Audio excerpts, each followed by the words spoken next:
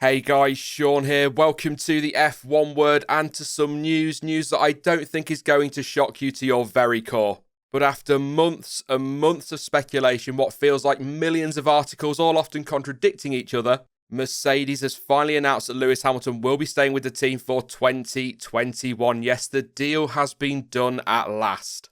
Interestingly enough though, the press release from the team does not make any mention of a multi-year deal, just saying, the Mercedes F1 team is pleased to announce that the reigning Formula One Constructors Champion and the reigning F1 Drivers Champion will continue together in 2021, and as that the two would continue into a 9th season together. No mention of a 10th just yet. So it's a one-year deal initially, and perhaps those rumours over the last few days were true, and he has got an option for 2022.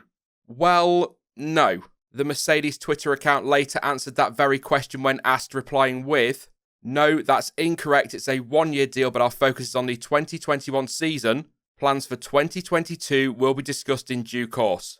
So basically, no option just yet, and we'll have to wait and see what happens on that one. The press release goes on to say that a large part of the deal builds upon the joint commitment to greater diversity and inclusion in motorsport that was made last year by Lewis and Mercedes, and that will take the form of a joint charitable foundation which will have the mission of supporting greater diversity and inclusion in all its forms in motorsport. And in the release, Hamilton is quoted as saying, "I am excited to be heading into my 9th season with my Mercedes teammates. Our team has achieved incredible things together and we look forward to building on our success even further while continuously looking to improve both on and off the track.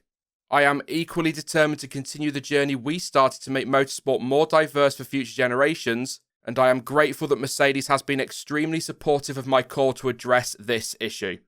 I'm proud to say we are taking that effort further this year by launching a foundation dedicated to diversity and inclusion in the sport. I am inspired by all that we can build together and can't wait to get back on the track in March." Toto Wolff added to that by, I guess, reiterating what he's been saying over the last few months, about how the bizarre 2020 season meant it took longer than expected to get the deal done, but it is done. So there we have it then. The long drawn out contract saga is finally over. Now, I'm not going to waste too much of your time on this one with an opinion because I think I've been pretty clear on what I think over the last few weeks. And last night we discussed it in the live stream and all came to the same consensus that it was a case of when, not if he signed.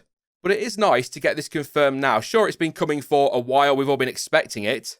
But as I've said many times before, until things are officially confirmed and announced, you never quite know in Formula One. What does this mean for 2021 then? Well, it means Hamilton will be able to go for a record-breaking 8th title, and quite frankly, I think it would take a brave person to bet against him doing it. He could and probably will hit the triple figures for pole positions and wins, and that's quite a staggering thought. Incredible, really. And perhaps that's what the thinking is behind a one-year deal. It's just a thought. But maybe he's thinking sign for a single season, go for title number 8, and if he takes it, retire as statistically the greatest of all time. I mean, why wouldn't he want to go for that record? It's totally understandable, and he knows that Mercedes will be the car to beat, and so provided it all goes to plan, it's probably going to be a bit of a gimme for him. As for his longer-term future, I will reiterate what we said last night. Speculation about whether or not he will stay for 2022 will probably dominate the season and should spice up the driver market quite nicely. But previously, Lewis has referred to his potential new contract as his biggest because it could be the last he negotiated in Formula One. Now, obviously, things can change, people change, and he may well want to be sticking around for a bit longer. But if he does still feel that way, this could well be his final year in the sport. However, my gut, which I will admit often does steer me wrong, says he will likely stay for next year even if he doesn't currently have an option in place. And teammate-wise, we know he has Bottas for this coming season, and although it would be really great to see what George Russell could do in that car over the course of a full year, I'd fully expect the Finn to stay if Hamilton does one more year after this one. Maybe that's just me, I don't know, let me know what you think in the comments section. Ultimately, we'll see on that one, and it's probably really a conversation for another day. All that matters at the moment is we do now have a completed grid of 20 drivers for the upcoming season, and we can finally start to focus on what's to come. Roll on Bahrain.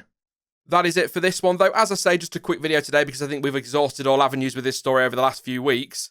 But it is good to know that it's all done for now, although I will say it does mean we've probably got to go through all of this again next year.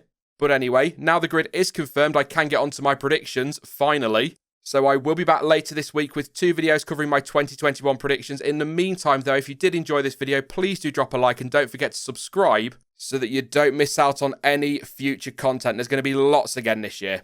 But as ever, thank you for watching. I've been Sean. This has been the F1 Word, and until next time, goodbye.